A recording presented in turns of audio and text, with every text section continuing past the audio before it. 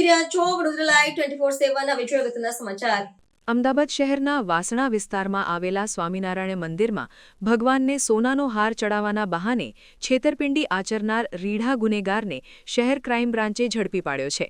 હરિભક્ત હોવાનો ઢોંગ કરી મંદિરના વહીવટીતંત્રનો વિશ્વાસ જીતી 51 ગ્રામનો સોનાનો હાર ચોરી કરનાર શૈલેષ ઉઘાદ નામના આરોપીની ધરપકડ કરવામાં આવી છે। આ શખ્સે સોનાના હારના બદલામાં 6.51 લાખ રૂપિયાનો બેંક ચેક આપ્યો હતો, જે પાછળથી અમાન્ય ઠર્યો હતો। આ મામલે મંદિર દ્વારા ફરિયાદ નોંધાવવામાં આવતા પોલીસે ત્વરિત તપાસ હાથ ધરી હતી। આરોપીની મોડસ ઓપરેન્ડી અંગે વિગતો આપતા પોલીસે જણાવ્યું હતું કે શૈલેષ ઉઘાદ આંતરજાળ પરથી વિવિધ મંદિરોની વિગતો મેળવી તેમનો સંપર્ક કરતો હતો। પોતે પરમ હરિભક્ત હોવાનો ડોળ કરી અને પોતાની પુત્રીને શૈક્ષણિક પ્રવેશ મળ્યો હોવાની ખુશીમાં ભગવાનને સોનાના દાગીના અર્પણ કરવા માંગે છે તેમ કહી મંદિરના સંચાલકોનો વિશ્વાસ સંપાદન કરતો હતો। વાસણા મંદિરમાં પણ આ જ પ્રકારે વિશ્વાસ જીત્યા બાદ તેણે સોનાનો હાર મેળવ્યો હતો। ક્રાઇમ બ્રાન્ચે આરોપી પાસેથી સોનાનો હાર, બુટ્ટી, ભ્રમણભાસ અને દ્વિચક્રી વાહન સહિત કુલ 6.47 લાખ રૂપિયાનો મુદ્દામાલ કબજે કર્યો છે। સમગ્ર મામલે પોલીસે ગુનો નોંધી આરોપીની સઘન પૂછપરછ શરૂ કરી છે।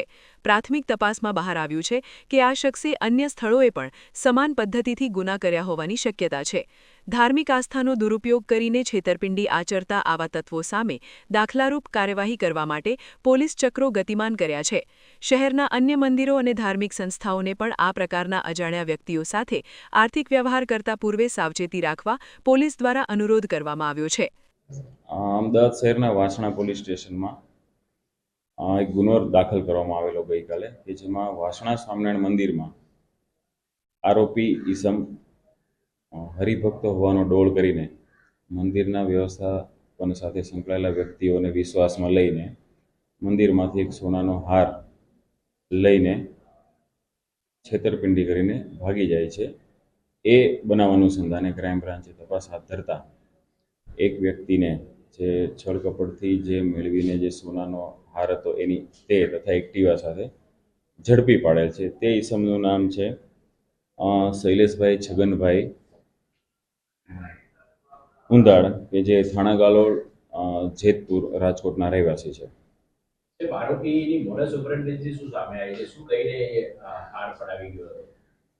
આરોપી જનરલી સ્વામિનારાયણ સંપ્રદાયના જે મંદિરો હોય છે, જે અલગ અલગ જિલ્લાઓમાં આવેલા હોય છે, એ અગાઉની હિસ્ટ્રી પણ જોતા જે અલગ અલગ સ્વામિનારાયણ સંપ્રદાયના મંદિરોમાં જઈને પોતે હરિભક્ત છે એવો ડોળ કરે અને કોઈને કોઈ બાના બનાવે, જેમ કે મારી દીકરીને MBBSમાં એડમિશન મળેલું છે તો મારે એ માટે હાર ચડાવવો છે ભગવાનને, તેમજ મારી કોઈ માનતા પૂરી થઈ છે અથવા જે મારી જે સંકલ્પ લીધો હતો એ સંકલ્પ મારો પૂરો થયો છે તો એ મારે એના માટે હાર ચડાવવા છે। એ રીતે મંદિરના વ્યવસ્થા તંત્ર સાથે સંકળાયેલા વ્યક્તિઓને વિશ્વાસમાં લઈને એમની પાસેથી અલગ અલગ સમયે એમણે હાર મેળવેલા હતા અને જે અનુસંધાન જે ગઈકાલનો જે ગુનો દાખલ થયેલો છે એમાં પણ આ જ સેમ એમોથી જે હાર મેળવેલો હતો એ હારને અમે આરોપી પાસેથી રિકવર કરેલો છે।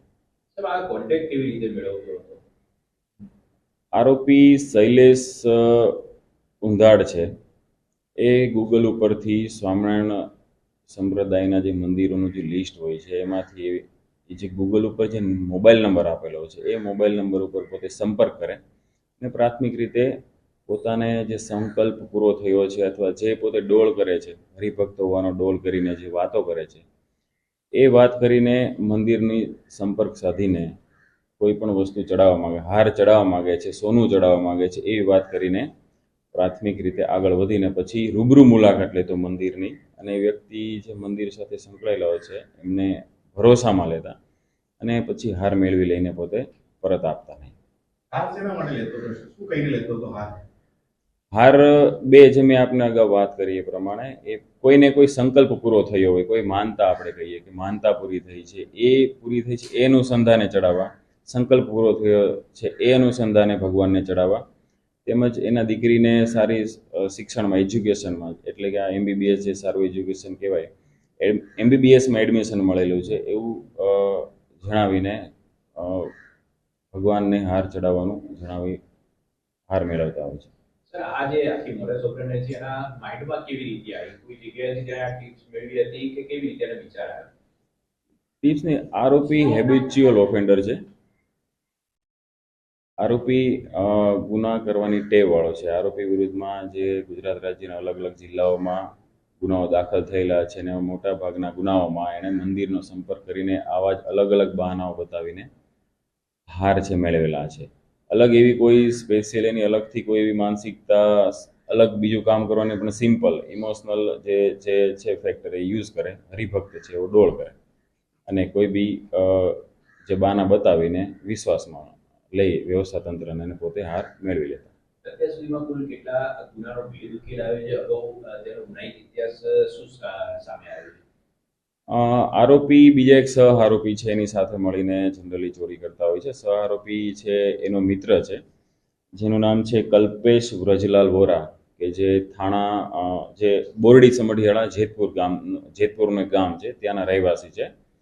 એમની સાથે મળીને ચોરી કરતા હોય છે અને આરોપી વિરુદ્ધમાં અગાઉ 13 ગુના નોંધાયેલા છે અલગ અલગ જિલ્લાઓમાં, જેમાં ભાવનગર, ભુજ, જુનાગઢ, પોરબંદર, સુરત એવી રીતે અલગ અલગ શહેરોમાં આવેલા સ્વામિનારાયણ મંદિરોમાં આવી રીતના એને છેતરપિંડી કરીને જે હાર મેળવેલો છે એ બાબતે અગાઉ ગુના દાખલ થયેલા છે. તેમાં પણ તેની ધરપકડ કરવામાં આવેલી છે. સર મુખ્યત્વે કારણ શું, કયા કારણોસર તે પોતે આવું કરતો હતો?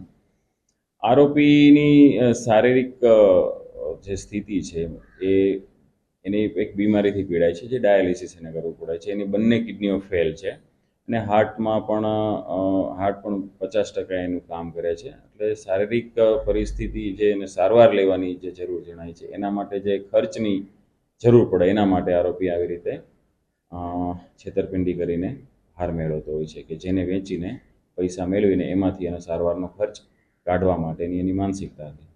અન્ય આરોપી જે કલ્પેશ છે એનો રોલ? આ ગુનામાં જે અન્ય આરોપી કલ્પેશ છે એનું કામ છે જે મુખ્ય આરોપી શૈલેષ છે, કે જે વિશ્વાસ ભરોસો અપાવે છે, હરિભક્ત બનવાનો ડોળ કરે છે. એ ડોળ કર્યા પછી જે સિક્યુરિટી પેટે એક ચેક આપવાનો હોય છે. કદાચ પણ વ્યવસ્થા તંત્ર કન્વિન્સ ન થાય હાર આપવા માટે તો એક ચેક આપે છે કે ભાઈ આ ચેક તમે સેફટી પેટે રાખો, હું આ હાર છે લઈને બતાવી આવું મારા સગાવાલા, મારા ફેમિલી મેમ્બરને, તમને અનુકૂળ આવશે તો અમે હાર આવો બનાવીને આપને આપી જશું. એટલે સહ આરોપી જે કલ્પેશ છે એનું મુખ્ય કામ છે જે ચેક છે અલગ અલગ વ્યક્તિઓના નામના ચેકોની વ્યવસ્થા કરીને મંદિરમાં આપીને એક પ્રકારનો ભરોસો સંપાદન કરવાનું.